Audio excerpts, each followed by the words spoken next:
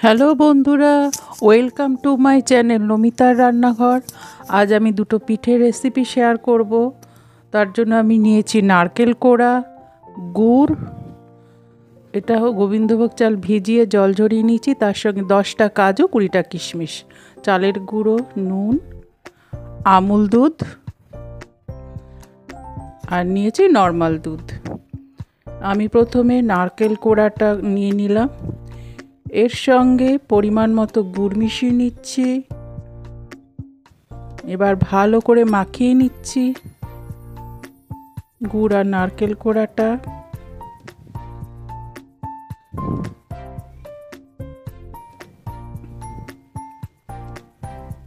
এবার গ্যাস ধরিয়ে বসিয়ে দিলাম কড়াইটা।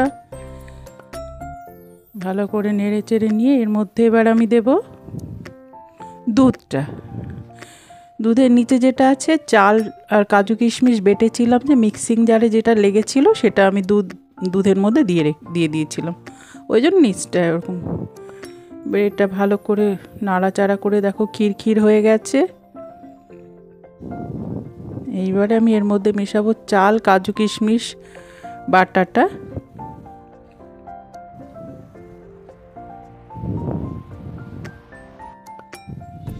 ভালো করে মিক্স করে নিচ্ছি,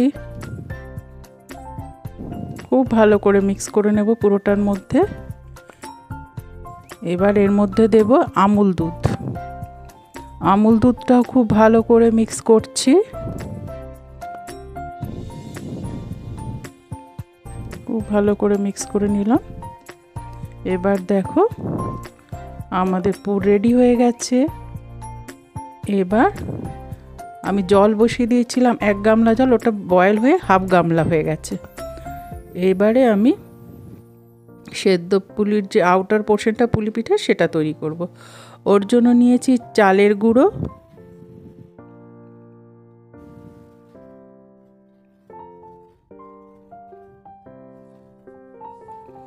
এর সঙ্গে একটু নুন মিশিয়ে নিলাম।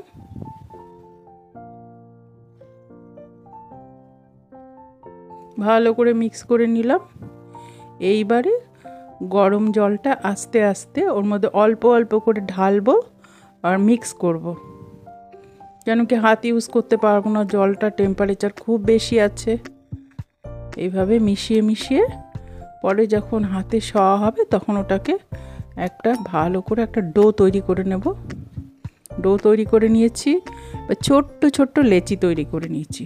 আর দেখো আমি কিছুটা চালের গুঁড়ো নিয়ে নিয়েছি, তার কারণ এই যে যখন আমি বানাবো পুলিটা তখন ওই হাতটা চিপচিপ করলে ওর মধ্যে হাতটা করে নেব। এই দেখো বাটি তৈরি করলাম। এবার বাটির ভেতরে আমি পুর ঢুকিয়ে দিলাম।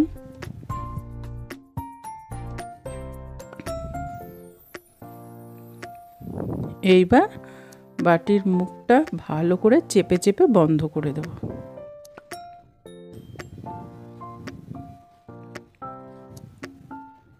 ভালো করে চেপে চেপে বন্ধ করে দেবো যাতে বেরিয়ে যেতে না পারে।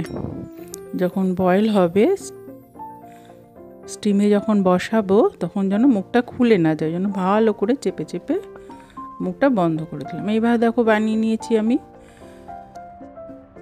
যত বাটির ডেপটা বেশি হবে তত পুরটা বেশি দেওয়া যাবে ওর মধ্যে।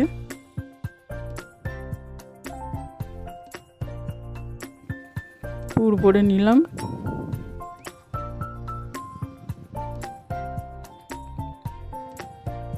দেখো ভালো করে চেপে চেপে মুখটা বন্ধ করে নিচ্ছি। দেখো এবার একটু এরকম করে পেঁচিয়ে দিচ্ছি, কোনোভাবে মুখটা খুলে যাবে না তাহলে যখন আমি স্টিমে দেবো। এবারে দেখো আমি আরেকটা গামলার মধ্যে জল ফুটতে দিয়েছিলাম, তার উপর একটা ফুটো ফুটো ঢাকনা দিয়েছিলাম, ওর মধ্যে একটু অয়েল ব্রাশ করে দিয়েছিলাম। তার উপরে আমি আস্তে আস্তে পিঠেগুলোকে সব সাজিয়ে দিচ্ছি, পুলিগুলোকে।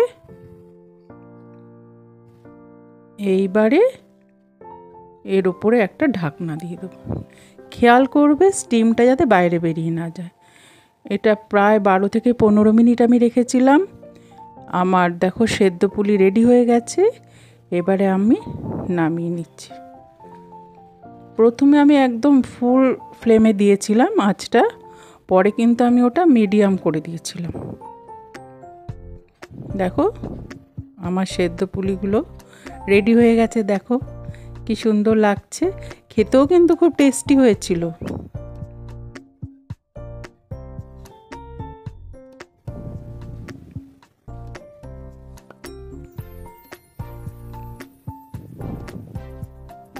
এইবারে আমি দুধ পুলি তৈরি করব, তার জন্য দুধটাকে ফুটিয়ে নিয়েছি, খুব ভালো করে ফুটিয়ে নিয়েছি।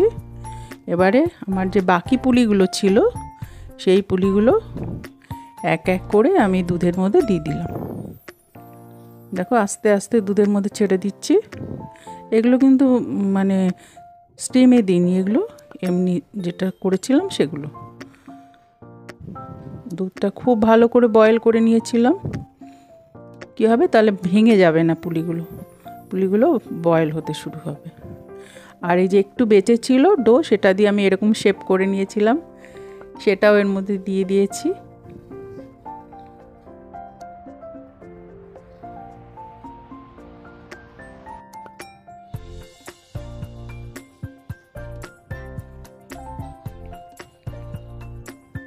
এবারে আস্তে আস্তে নাড়াচাড়া করে দিলাম ভালো করে।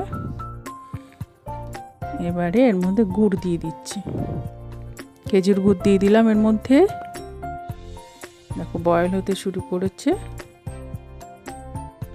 আমি প্রথমে আঁচটা একদম হাই ফ্লেমে রেখেছিলাম, তারপরে ভালো করে নাড়াচাড়া করে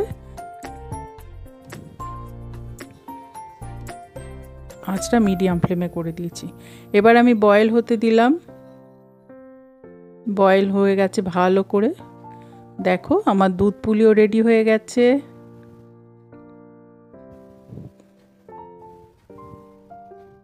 দুধ পুলিটাও খুব টেস্টি হয়েছিল।